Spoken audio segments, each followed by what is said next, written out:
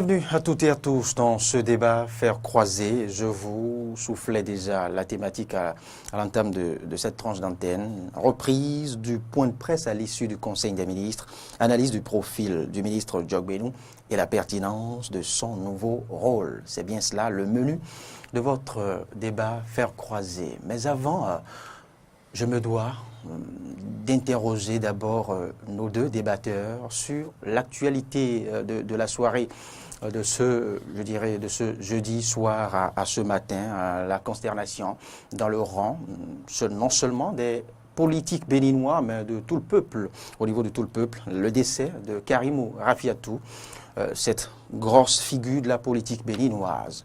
Bonjour Jules Léandre Kitty. Bonjour Loris. Je rappelle que vous êtes rédacteur en chef de Radio Tado. Merci, c'est vrai. Inutile de le préciser. Non, ils le savent. Bonjour Nassis Ressou. Bonjour Loris, bonjour téléspectateurs. Rédacteur en chef du quotidien Palmarès. Alors, je le disais tantôt avant notre menu du jour, Julien Kitty, comment avez-vous accueilli la triste nouvelle ? Vous faites bien de dire triste nouvelle. Elle est doublement triste pour moi, personnellement. Parce que en tant que journaliste, je pense que le Bénin, j'observe que le Bénin a perdu une grande figure politique, combat pour l'émergence des femmes, combat pour l'action des femmes dans la politique. Mais également, j'ai perdu une maman. Une maman parce que c'est une personne à qui j'ai été particulièrement attaché. Je vous souffle, elle a été mon professeur de biologie en classe de 5e au CEG Souvouléré. Elle m'a donné goût à cette matière-là parce que un jour, face à mes difficultés à pouvoir me taper de très bonnes notes dans cette matière, elle m'a appelé pour dire, garçon, viens. Je suis allé la voir, elle m'a dit, mais regarde, je donne très souvent des devoirs où vous avez beaucoup de croquis à faire. Et il y a un piège, j'accorde beaucoup de points à ces croquis-là. Apprends au moins à faire ça. Et elle m'a appris comment j'arrive, vous savez, les croquis, on fait des flèches et on met les noms de chaque partie. Oui. Elle m'a appris même comment il faut apprendre ça pour le retenir. C'était schématique. Et c'était devenu comme un jeu pour moi. C'est une astuce. Et à partir de ce moment, je n'ai pas eu, en classe de 5e pour aller en 4e, à partir du moment où elle m'a appris ça, je n'ai pas eu moins.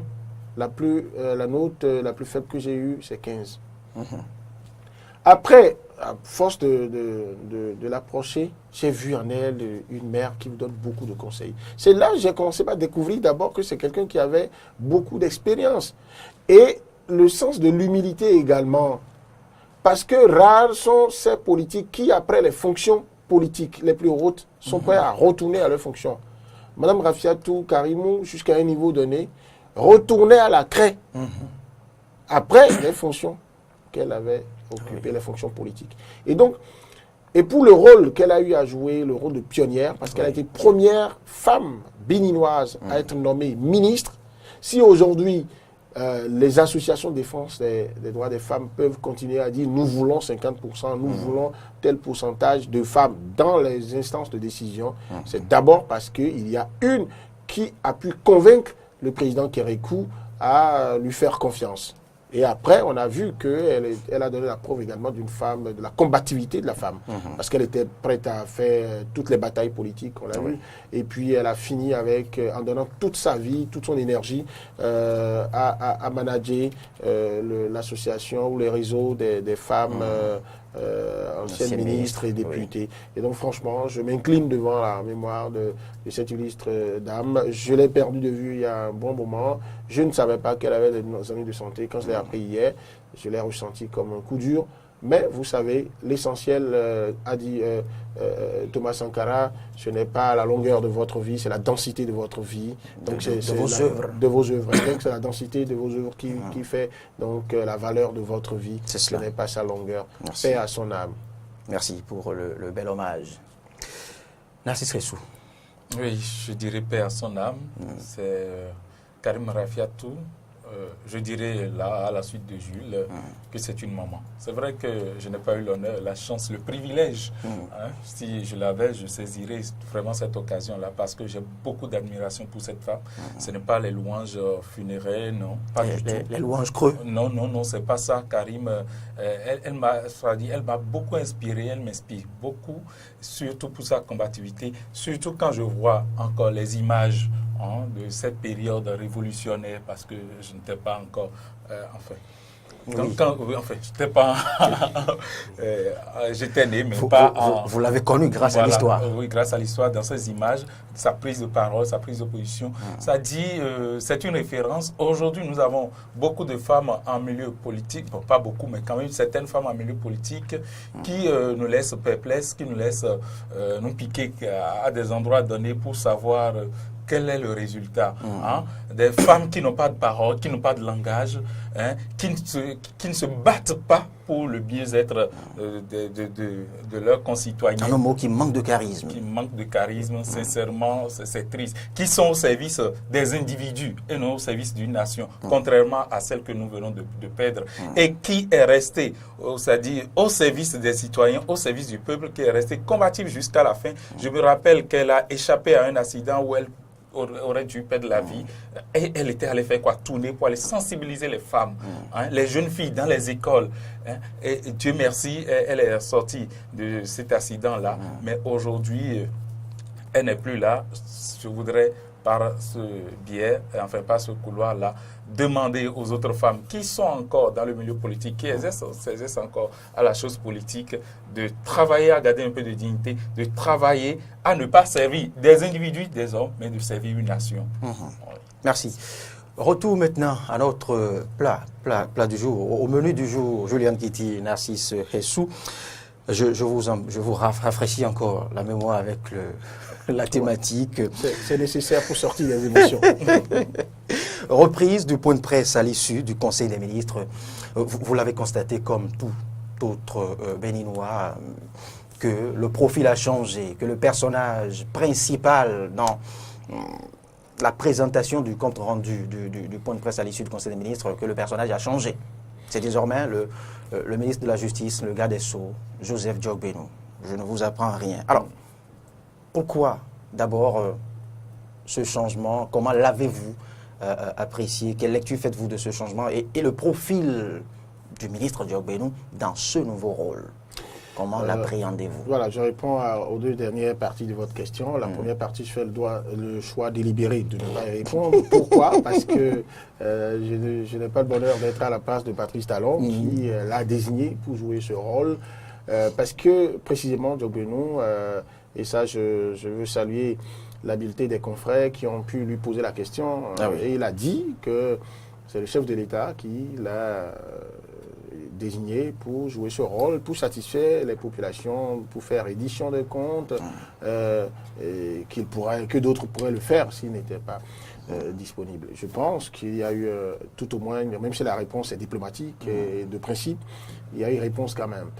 Alors, comment je perçois cette reprise-là d'abord? Je vois Parce qu'entre-temps, il y a eu une trêve. Je trouve qu'il y avait...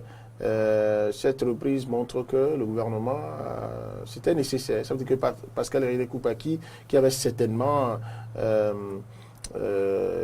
proposé cette initiative-là, l'avait prise, il l'avait animée, il avait raison de le faire, il avait raison de l'initier, et ça avait servi. Et la preuve, depuis, je crois, avril, où que ça ne se fait plus, il y a eu comme un coup porté à la communication gouvernementale, même si elle se déploie pas d'autres canaux. C'était important d'avoir ça, au lieu d'attendre 24 heures ou 48 heures pour qu'il y ait le test de relevé du Conseil des ministres. Alors, donc, nécessité de le reprendre, et le ministre Diokbenou l'a dit également. Mais pourquoi, comment je perçois le changement de personnage, et même de profil, parce que les profils ne sont pas les mêmes. C'est vrai. Je pense que quand je fais mon analyse, le ministre Koupaki et son entourage ne doivent pas avoir cessé de faire cet exercice de leur propre gré. J'ai l'impression qu'il s'est passé quelque chose. J'ai l'impression qu'il y a eu l'effet de quelques critiques ou Et au moment où ça se faisait, je me suis fait dire, je n'y avais pas trop cru, mais bon, quand je mets les choses bout à bout maintenant, je crois qu'il y avait un peu comme une guerre de leadership autour, parce que le gouvernement et le chef de l'État, jusque-là, n'avaient jamais nommé un porte-parole du gouvernement. Oui. Et donc, il y avait un peu comme une guerre de leadership autour, pour donc ne serait-ce que se mettre tacitement dans le rôle de porte-parole du gouvernement. Et la seule possibilité qui s'offrait pour le faire, c'était ça. C'est Koubaki qui l'avait initié et il avait commencé par le faire. Oui. Alors, je suis davantage conforté dans ma position qu'après quelques temps, pendant que Koubaki le faisait, alors, on me disait que Maître Djogbénou faisait partie de ceux qui lorgnaient également ce rôle-là. Ah oui. Et alors, j'ai commencé par le suivre. Je me suis rendu compte qu'il était de ces équipes qui allaient en trio ou en quatuor faire des conférences sur des sujets phares. Oui. Sans Koubaki. Oui. Donc, j'ai observé là aussi l'envie, le souci de se mettre dans ce rôle-là. Alors, quand Koubaki a dû arrêter brusquement, quand même, ministre d'État, lorsqu'il veut arrêter un exercice auquel il a habitué la presse et les populations, un exercice aussi important, parce qu'on parle de reddition aujourd'hui. Oui. Donc, on le savait depuis, on n'arrête pas ça brusquement comme ça, sans d'autres explications. Ça veut dire qu'il y a malaise. Il y a des gens qui étaient allés jusqu'à dire... C'est vrai qu'il n'y a pas eu d'explication officielle, mais on nous l'a annoncé. Oui, on vous a annoncé à la presse. Oui, souvent convié, voilà. Bon, on vous a annoncé ça juste parce qu'on ne veut pas que vous pointiez un mercredi et là, et qu'on vous dise il n'y a rien. Mais vous savez que pour l'âme d'un journaliste, je dis même l'âme, quand vous lui dites, il est habitué à une source d'information, et vous lui dites, c'est fermé. Et vous ne dites pas d'autre chose, vous l'avez blessé. C'est vrai que ça a été très mal apprécié. D'accord. Alors donc, à partir de ce moment, il y avait malaise. Maintenant, si, à la reprise, à l'avènement du nouvel an, à la reprise, celui que je vois sur les écrans, c'est Joseph Djogbénou. Oui. Donc, je confirme les hypothèses que j'émettais avant, notamment l'hypothèse qu'il lorgnait ça également. Et comme il fait figure des ministres les plus proches du président de la République actuellement, je pense que c'est de bon droit qu'il est là. Ensuite, lorsque je regarde maintenant le profil, est-ce qu'il peut faire le job? Je dis oui, parce que, qu'on le veuille ou pas, Djogbénou reste quand même un avocat émérite, il a donné ses preuves. Il a plaidé beaucoup, donc il a des dimensions de rhéteur. Il peut faire l'exercice. Mais bon, est-ce que le contexte dans lequel il démarre cet exercice est favorable pour lui? Je peux émettre des réserves à ce niveau. On va y venir. On va y venir parce que j'ai l'impression qu'il y a en partie, ça peut être un cadeau empoisonné. Sinon, pour ce qui est des valeurs intrinsèques, des capacités techniques de la personne, même si au premier coup, j'ai eu l'impression que je n'ai pas retrouvé la grande gueule qu'est Joseph Djogbénou, je n'ai pas retrouvé Joseph Djogbénou rayonnant, je n'ai pas retrouvé Joseph Djogbénou qui était vraiment dans son latin. C'est vrai qu'on n'a pas eu la grosse éloquence. Non, on n'a pas eu ça. On n'a pas eu ça. C'était comme si... Il aura le temps.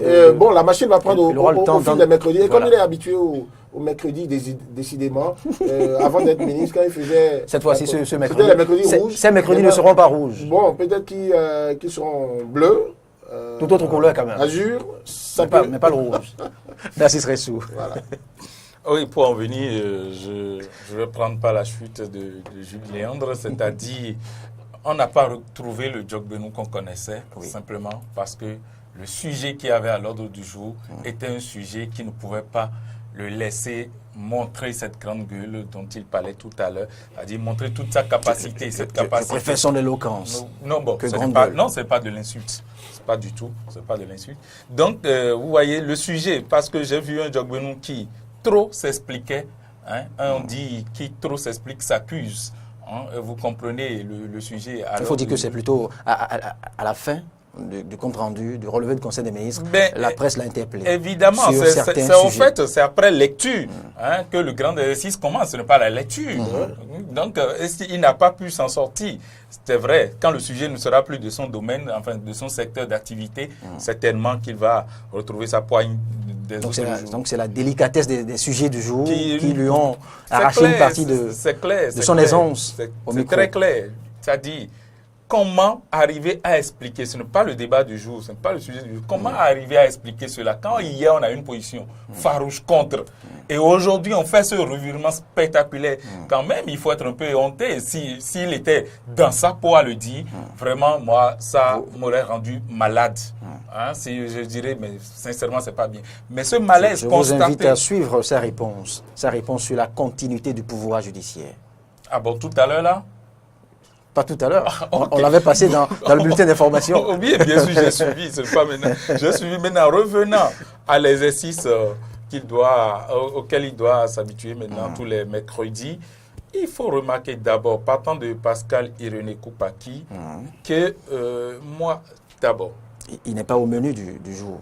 Non. Non, il n'est pas, mais Djogbenou vient en succession, si on peut dire ainsi. Hein?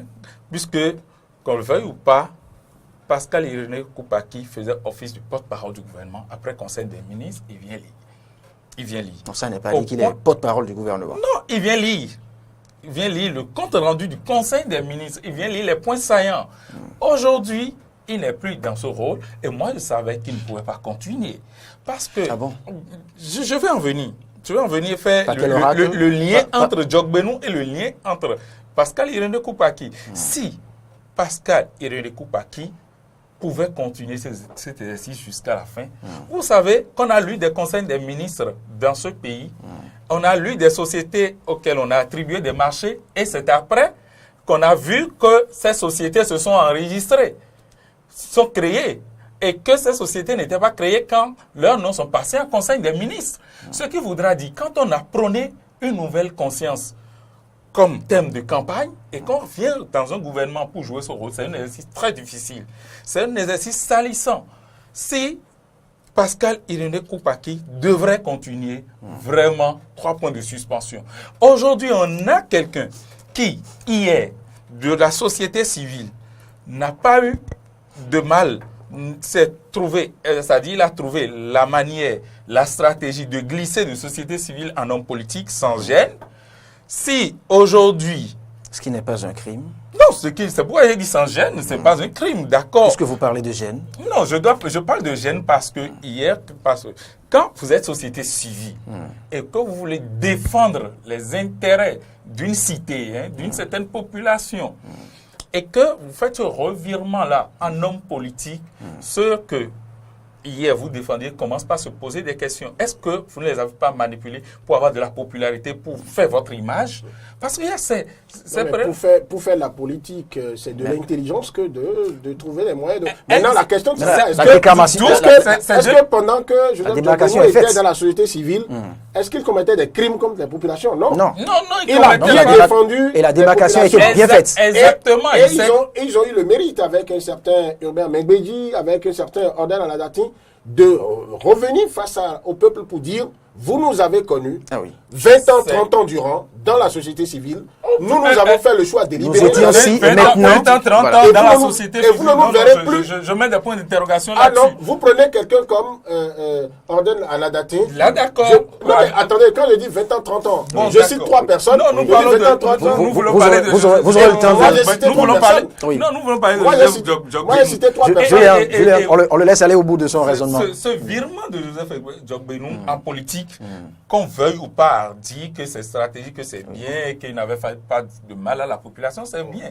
Mais aujourd'hui, la question se pose, nous défendait-il ou défendait-il la cause d'un individu qui, aujourd'hui, président de la République, a retourné l'ascenseur comme gain de cause. C'est là où le problème se pose. Mais nous n'allons pas nous attarder. Je pense qu'il faut éviter de faire un mélange entre Djogbenou avocat et Djogbenou ministre. Ah ben c'est deux personnages différents.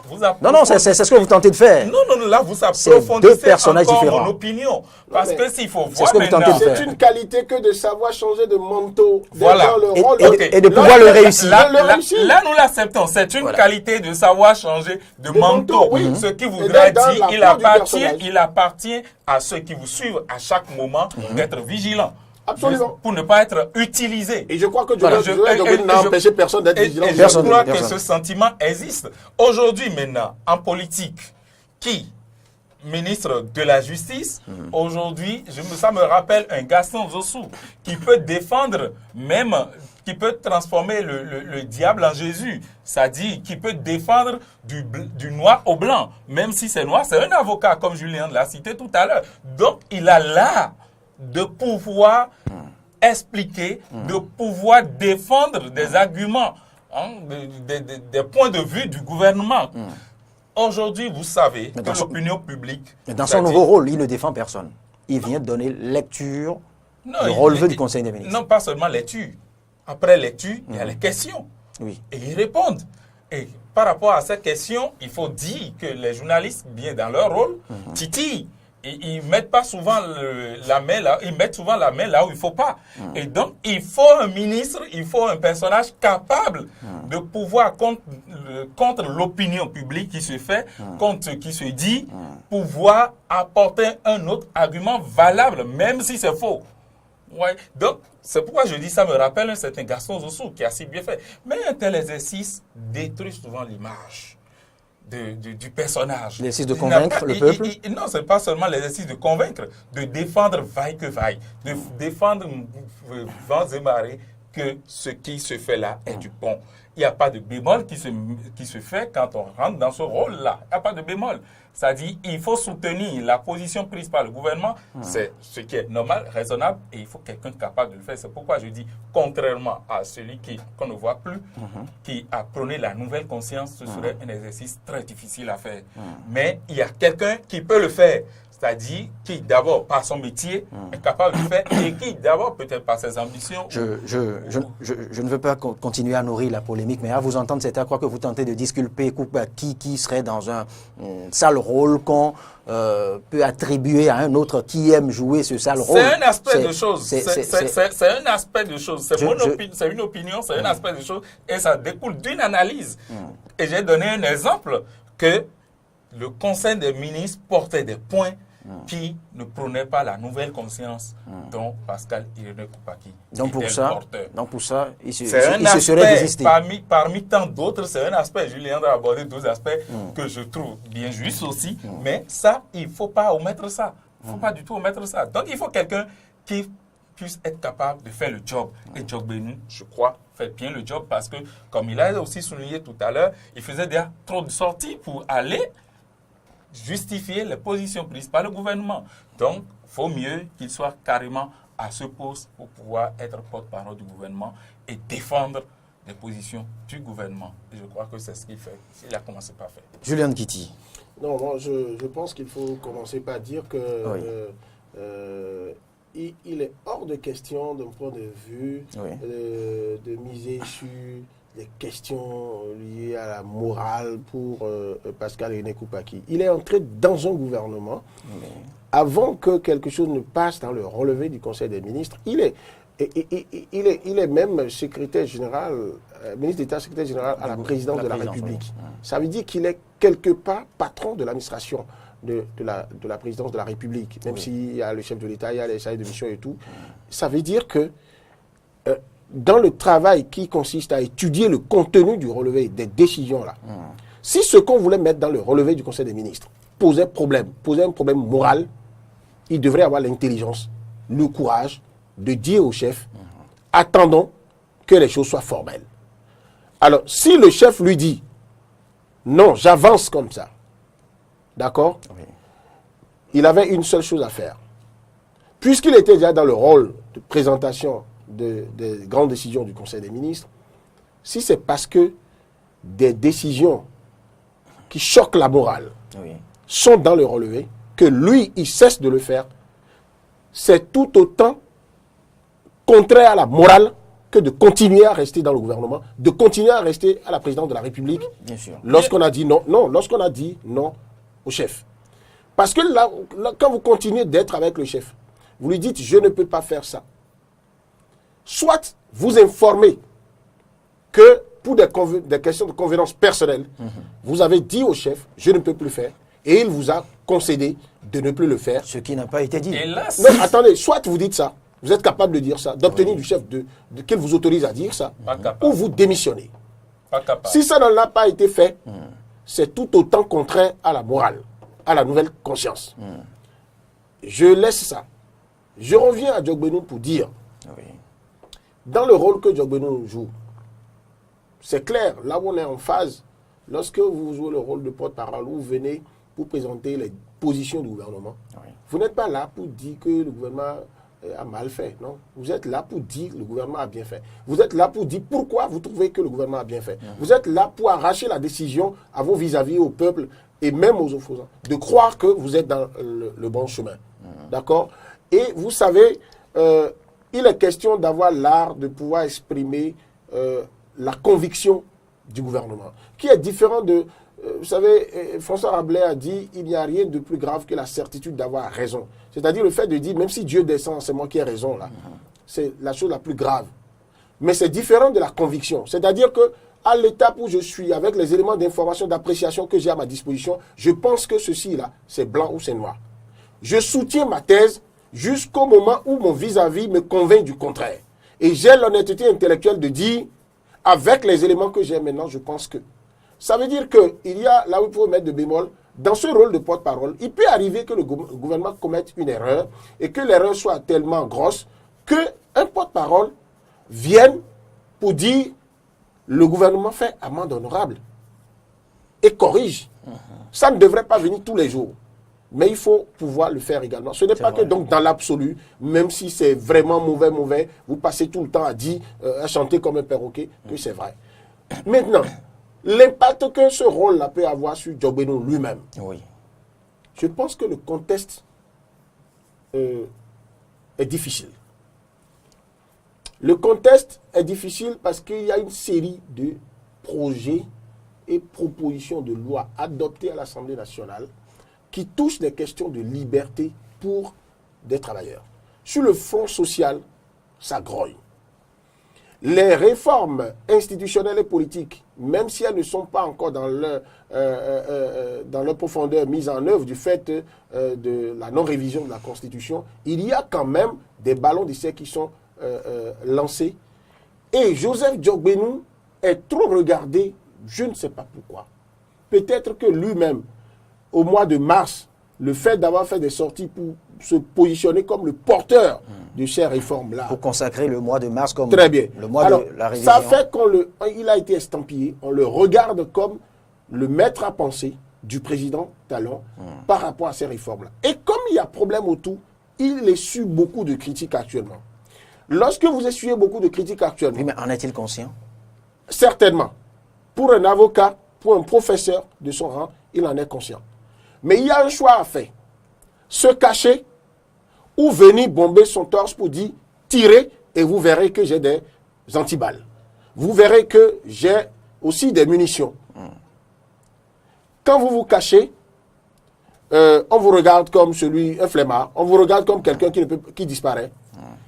Il n'y a pas beaucoup de dividendes politiques pour vous à ce niveau. Vous sombrez. Mais quand vous allez au front, c'est avec également le risque de vous faire griller. Mais il y a également la présomption de pouvoir gagner. C'est-à-dire que pour l'avocat qu'il est, pour l'homme politique qu'il est devenu, qui est capable de vivre comme du poisson dans l'eau, dans un contexte de politique de la rage et de la ruse, il doit être capable de supporter. Mais pour le premier exercice, pour l'entrée qu'il a eu à faire, j'ai l'impression qu'il ressent encore ces malaises-là. Donc il y a le risque qu'il offre sa poitrine à ces plumes et gueules pimentées de la République actuellement qui ne vont pas le rater. Alors, s'il s'en tenait au principe de point de presse, qui dans notre langage signifie « je viens rendre lecture d'une décision, d'une initiative, et vous prenez, vous partez, vous êtes libre d'aller faire les analyses que vous voulez. S'il restait dans ce principe-là, encore c'est mieux pour lui. Mais la brèche ouverte, qui signifie, qui veut que après la lecture des grandes décisions, on permette qu'on pose quelques questions. Quelques questions, on n'a pas dit le nombre de questions. Même si vous donnez la possibilité de 3 petites questions 2 à 3 à des journalistes compétents, professionnellement au point, qui ont le sens de la répartie, qui peuvent savoir qu'est-ce qu'il faut, lorsque je stratifie mes questions, qu'est-ce qui paraît le plus important? Où est-ce que je frappe fort? Alors là, Djogbenou aura faute à faire. Et ça fait bonne affaire pour le président de la République qui, selon moi, a l'art de dénicher, a le talent de dénicher les talents, comme il le dit lui-même, mais a également le talent de ne pas faire lézarder les murs aux gens autour de lui. Vous venez auprès de Patrice Talon pour faire un job, il y a problème par rapport à ce job, ou bien il y a des patates choses, il vous les dépose entre les mains. Et vous les gérez. Et donc, Djogbenou, pendant que d'autres étaient jaloux de voir Djogbenou trop proche de Talon, au point d'amener Talon à l'appeler professeur devant la communauté internationale, aujourd'hui qu'il y a patate chaude, Patrice Talon est en bon droit de dire, Monsieur Joseph Djogbenou, c'est vous mon grand professeur, c'est vous qui avez l'art de pouvoir défendre tout ça, même quand c'est compliqué. Allez au front. Donc pour moi, je dis, il faut que le professeur Djogbenou prenne la mesure du rôle qu'il joue, sache que là, il joue gros, ça va être quitte ou double. Et quand il va sombrer, si ça ne fait plus bien l'affaire de Patrice Talon, il a encore le pouvoir de le changer, d'essayer un autre, ou d'aller au front lui-même. Et comme lui n'est pas, il n'aime pas trop aller parler, il trouvera forcément d'autres personnes. Et il y en a aussi qui sont sur le banc de touche, qui peuvent encore aller au gouvernement pour jouer ce rôle. La guerre de leadership, ce n'était pas seulement entre Koupaki et Djogbenou. Très bien. Il y a d'autres aussi qui vont dire, bon... L'équipe est plus large que ça. Bon, alors, et il y en a qui sont, je le répète, sur le banc de touche. Il y en a qui sont de vieux routiers en la matière. Suivez mon regard, qui peuvent, ils ne vont pas cracher sur l'occasion si on leur faisait appel pour venir jouer ce rôle-là. Donc, pour moi, Djogbenou doit faire très attention. Mais c'est courageux de sa part d'accepter ça. D'accepter ça dans un contexte où il est visé. Vous prenez le gouvernement aujourd'hui, Djogbenou, à lui seul, est su, à près de 50%, les critiques. On a l'impression que c'est lui qui ne dit pas la vérité au chef. Parce que, comme il a dit tout à l'heure, sur certains plans, sur certains points, je vous en prie, c'est gros. C'est-à-dire que vous prenez retrait de droit de grève aux magistrats. Il n'y a pas longtemps, en t-shirt rouge, avec les mercredis rouges, il a lutté contre ça. En toge noire, il a marché à Porto Novo. Chaussures rouges, comme s'il fallait toujours du rouge dedans, pour dire jamais on ne devrait toucher à ça. Lorsqu'il se retrouve... Et tout ceci un mercredi. Julien Guidi. Et voilà, c'est encore un mercredi qu'il vient justifier que c'est bon de le faire. Bon, il faut être au pays pour voir quelque chose et son contraire. Et nous y sommes. Mais le plus important, je dis, c'est du talent également. Vous êtes journaliste. Quand vous mettez en position d'animateur, vous faites de l'animation, vous n'êtes plus la même personne. Quand vous dites de présenter le journal, vous n'êtes plus la même personne. Quand vous dites de devenir chroniqueur ou commentateur éditorialiste, vous n'êtes plus la même chose. Quand vous dites de venir animer Matin d'Éden, ce n'est plus la même personne. Si vous êtes capable de le faire, félicitez Djogbenou d'être capable de dire quelque chose hier et de venir défendre vaillamment le contraire aujourd'hui. Si vous réussissez à le terrasser, bon, vous auriez les lauriers. Nassis Ressou, on va parler un peu comme au cinéma. Pourquoi de Djogbenou, enfin de Koupaki à Djogbenou, pourquoi pense-t-on que c'est un rôle qui tue ses acteurs? Oui, je l'ai dit tantôt, d'abord partant de Koupaki, vous savez. Et je remonte un peu au chef de l'État lui-même. C'est vrai que ce n'est pas trop lié, mais je vais en venir. Et des journalistes ont posé la question, après la proclamation des résultats, pour savoir si le président élu travaillerait avec son challenger Zinsou. Et il dit, pour avoir fait passer, c'est un gouvernement dans lequel il ne devrait pas rentrer, et parlant de Lionel Zinsou, parlant de Lionel Zinsou, et qu'il va prendre le temps pour voir les compromissions ou bien tout ce qui l'aurait lié avec Yahi Boni, sinon que c'est un homme bien qui peut utiliser dans son gouvernement pour celui qui a fait 8 mois ou moins d'1 an dans un gouvernement. Et que vous traitez de cette façon. Et vous allez chercher quelqu'un qui a passé 7 années auprès de ce monsieur-là et que vous placez en bon poste. Et aujourd'hui, quel problème se pose? Vous voyez, quand vous prenez Pascal Koupaki, j'ai parlé de nouvelle conscience et tout cela.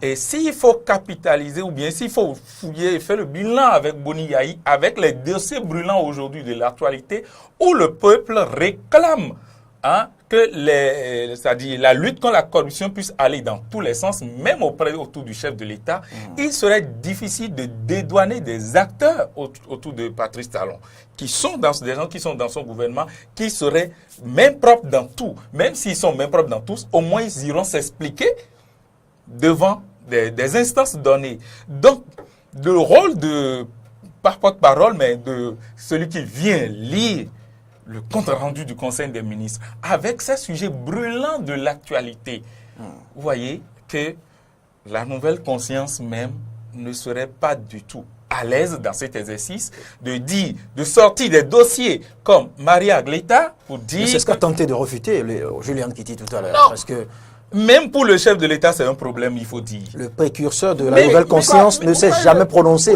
Oui, comme Juliane, ce n'est pas facile. Vous savez, il y a un autre danger. Vous démissionnez. Vous savez aujourd'hui, la politique de la ruse et la rage. Vous démissionnez aujourd'hui pour montrer que vous êtes bonne conscience, mais facilement les gens vont vous prouver à d'autres que vous n'avez pas cette bonne conscience. Non, mais c'est trop facile. C'est trop facile. Candidat Zanaï a démissionné du gouvernement.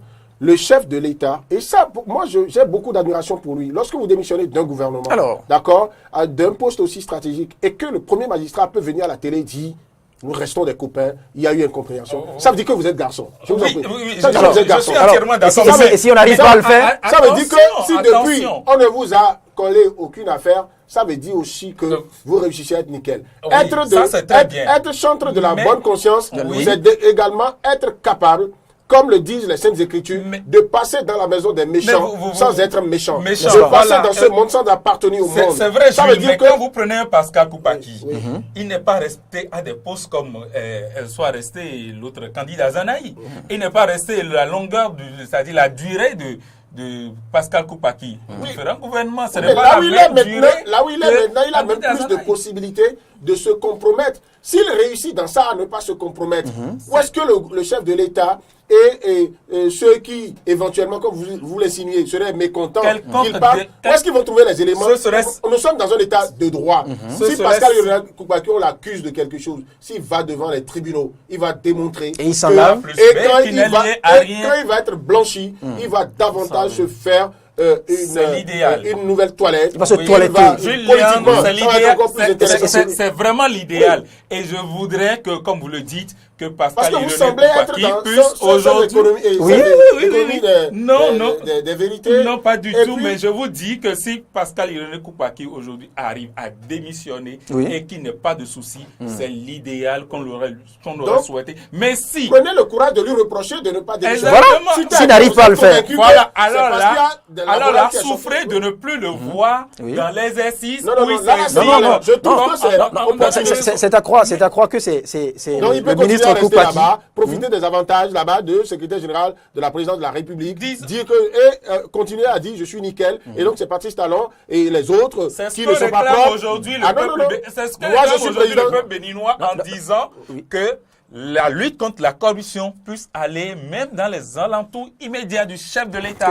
Et ce qu'il voudra dire... Là, vous voulez parler de qui? Bon, c'est pas moi qui pose les questions, mais... Non, si vous connaissez quelqu'un que réclame le peuple? Le peuple réclame que la lutte contre la corruption puisse aller toucher, comme les dossiers ICC Service, comme les dossiers Maria Agleta, dans lesquels des personnages encore au gouvernement, autour du chef de l'État sont impliqués, puisqu'ils étaient aux affaires. Et quand aujourd'hui, vous prenez, je sors Pascal Koupaki, qui vient lire compte rendu du Conseil des ministres, si ce dossier devait revenir, pensez-vous qu'il serait dans une très bonne posture de venir lire que le gouvernement a instruit au garde des Sceaux que le dossier Maria Agleta... Qu'est-ce que vous insinuez, Nassis? Ce qui voudrait dire... Voilà, donc c'est un exercice assez difficile. Donc moi, je trouve et j'estime que son retrait, c'est bien pour son image. D'abord, ça fait un. Son retrait, c'est bien pour son image. D'abord, ça fait un.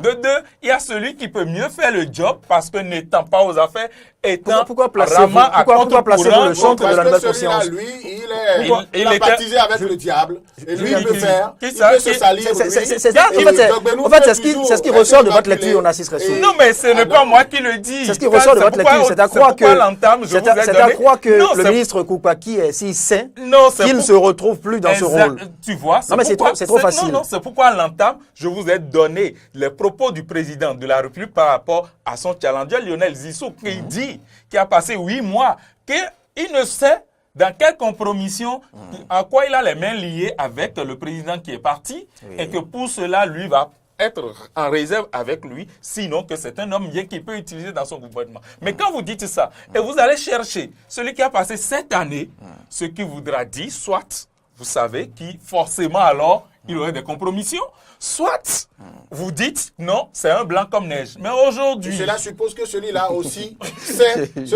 Julien Kiti, ce débat s'en va finir. On ne va pas là-bas pour chercher à dire je suis plus blanc que le chef de l'État. Oui. Malheureusement, c'est le pouvoir. Non, le chef... Patrice Talon, je ne suis pas dans l'économie le secret des dieux, moi. Mais je voudrais vous dire quelque chose. Quelque chose que je sais très clairement.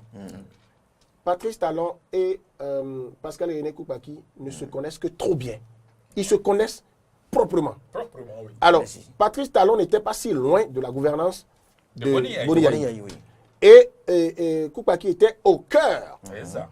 À partir de ce moment, au moment où Patrice Talon appelait Pascal René Koupaki au gouvernement, il savait très clairement qui était Patrice Talon, de quelle compromission, vertu et autre chose contraire à vertu, il était capable. Voilà. Et quand il est entré au gouvernement, nous sommes en train de faire 2 ans.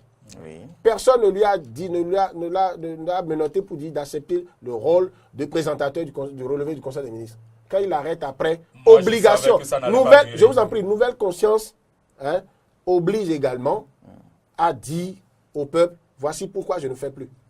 Oui, nouvelle conscience oblige, lorsque vous trouvez que ce qu'on vous demande de faire est contraire à la morale, à ne pas vous retirer seulement. Et le dit, je continue de le dire, c'est trop facile. Il faut que vous empêchiez, en étant à l'intérieur, vous influenciez de sorte à ce que on commence par faire la morale et non le contraire. Mais restez là et continuez à faire croire que on est dans le gouvernement, mais bon, on veut d'ici 2021 ne pas être entaché, mais on veut être sécurisé. Non. Moi, je prends votre c'est discours comme un appel. Non, c'est de la présidence de la République que beaucoup de choses se décident. Il fait figure de patron de l'administration de la présidence de la République. Il n'a pas à jouer l'homme de la nouvelle conscience pour que les autres soient présentés comme des hommes, des partisans de la mauvaise conscience. À partir de ce moment, soit il démissionne. Revenons. Je finis en disant que lorsque Yaïboni partait du gouvernement, il finissait. Oui. Dans ces déboires, au moment où le peuple ne lui donnait pas les signes avant-coureurs de ce qu'on va porter en triomphe son joker, l'une des choses qu'il a eu à dire en pleine campagne électorale, c'est d'accuser Pascal René Koupaki d'avoir été au cœur de tout ce qu'on lui reproche, lui, d'avoir fait avec Patrice Talon. Alors, s'il n'a pas pu justifier ça, et qu'il est avec Patrice Talon, il n'a pas joué les enfants de cœur. C'est vrai aussi qu'il fallait placer cette propos dans le contexte. Parce qu'en période électorale, on peut s'envoyer... Aujourd'hui, ne l'enlisez pas plus. Non. Permettez-lui qu'il puisse s'éclipser. Julien Kiti, Narcisse Rassou, revenons au nouvel acteur. C'est le plus important. C'est ce qui nous intéresse. Oui, le nouvel acteur, lui, hier, il n'a jamais exercé le pouvoir d'État. Il n'avait jamais exercé le pouvoir d'État. C'est un homme nouveau qui aujourd'hui peut faire le job quant à deux mai. Oui, il est capable de le faire parce qu'il a d'ailleurs... Qui peut faire le job, mais qui n'est pas... D'ailleurs, ce n'est pas donné à n'importe qui. Un job aussi sale que vous le dites. Non, c'est vous qui utilisez ça. D'ailleurs, tout ce que vous avez dit ne présente corps. Oui. Non, je dis c'est un job ça. Du diable qui sait déjà que les ça. C'est un exercice. Je reste dans votre peinture, au fait. Non, c'est un exercice pas du tout facile, mais je l'ai dit. Et que même si c'est du noir, vous devez venir dire que c'est du blanc. Parce que c'est la position du gouvernement de...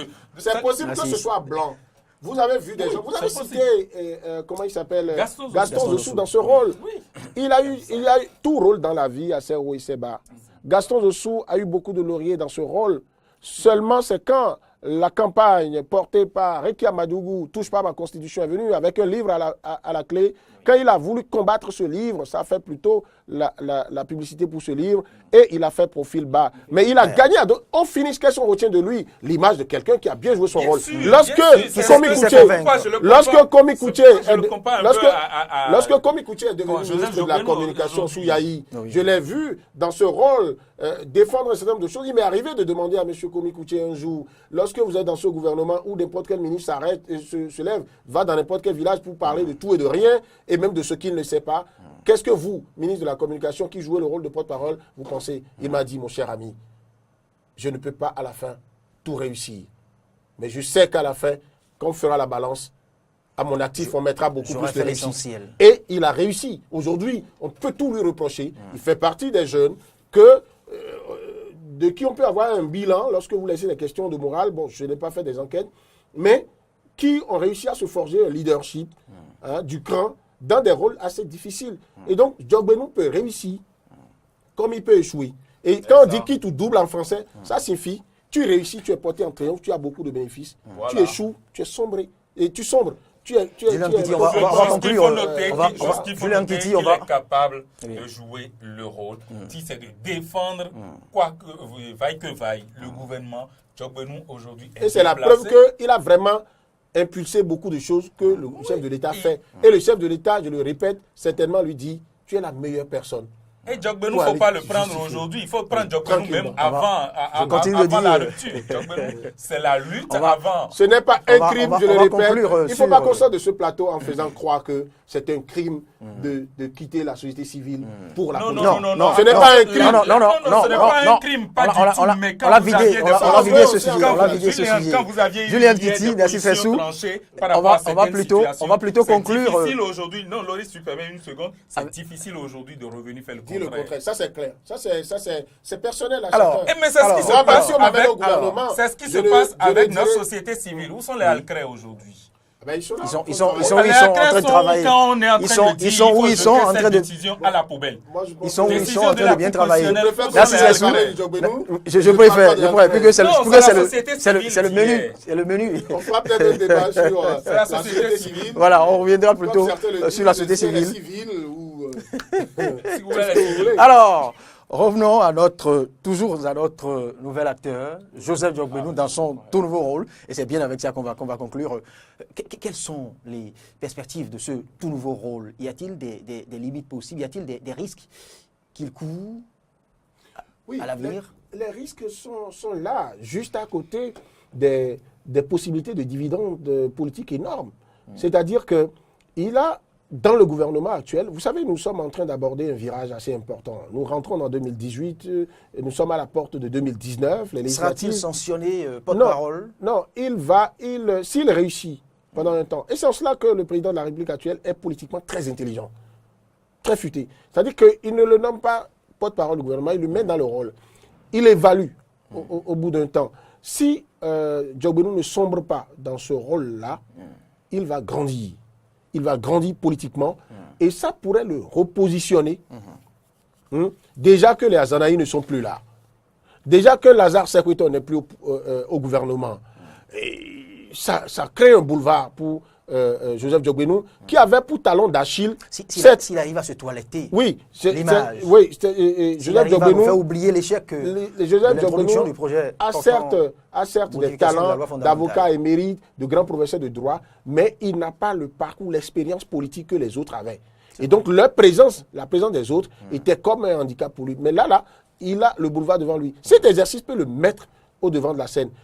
S'il essuie les critiques et qu'il réussit à se laver un peu, à refaire cette réconciliation avec cette forte frange de la population, de l'opinion, qui le regarde comme le traître par rapport surtout aux questions de liberté. Et ça, c'est la grosse surprise et désagréable surprise que moi j'ai eue par rapport à lui. Et ça, c'est un os dans sa gorge. Il va falloir qu'il fasse vraiment beaucoup de gymnastique pour pouvoir se laver parce qu'on l'a trop vu au devant des luttes pour empêcher que le régime défunt arrache les droits de grève, par exemple.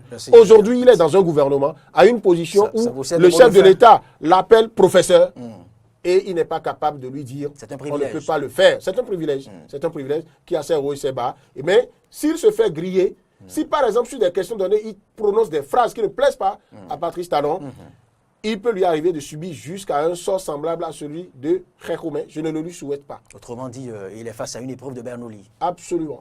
Contrairement à Jules, je ne pense pas que Ça vous servira de mot de fin. Patrice Talon peut se séparer aussi facilement de Diop Benou qui s'est séparé de Khékoumé. Ce qui lie les deux hommes, c'est des histoires de vieille et de longue date, des histoires de droit et de justice.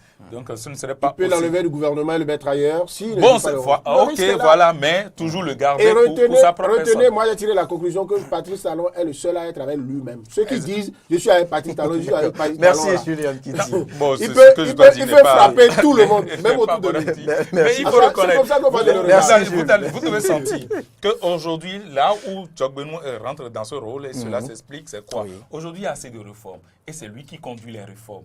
Donc, il serait le seul à même de bien expliquer, puisqu'il est le pilote à bord par rapport aux réformes. Donc, il est le seul à même de bien pouvoir l'expliquer. Puisque je crois que vous voyez, en intervalle d'une ou deux semaines, ce qui s'est passé de l'Assemblée nationale via le gouvernement. C'est-à-dire, on envoie, ça sort, on envoie, ça sort. Donc, il vient pour pouvoir mieux expliquer aux populations le bien fondé de ces réformes-là. Et je crois qu'il va réussir dans cet exercice qui, vraiment, froisse le personnage. Et puisqu'il a souvent réussi, continuons de croire qu'il pourra réussir, même s'il y a eu un échec récent. Dans la vie, le plus important, ce n'est pas de tout réussir. C'est parfois aussi de réussir 3 fois sur 4 ou 4 fois sur 5. Bon. Il faut toujours tenter. C'est ceux qui ne veulent pas agir, qui ne se trompent pas. Espérons que ce mois de janvier ne sera pas pour lui le mois de mars dernier. C'est tout pour le débat à faire croiser. Matin Dédène va devoir se poursuivre. Merci à Julien Kitty.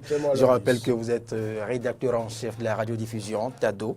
Et Narcisse Ressou également, merci pour la disponibilité. Vous êtes rédacteur en chef de Palmarès, le quotidien Palmarès. Heureuse année à vous. Merci.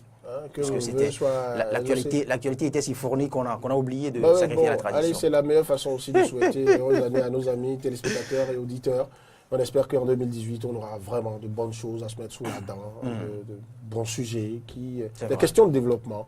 Questions de développement. Mieux que des questions politiques. Voilà, on a oublié beaucoup de choses. Moi, j'ai pris date avec l'honorable Claudine Prudencio, par exemple, qui est allée sur des questions de loi sur le tabagisme pour protéger la jeunesse, les questions de hépatite, la décentralisation.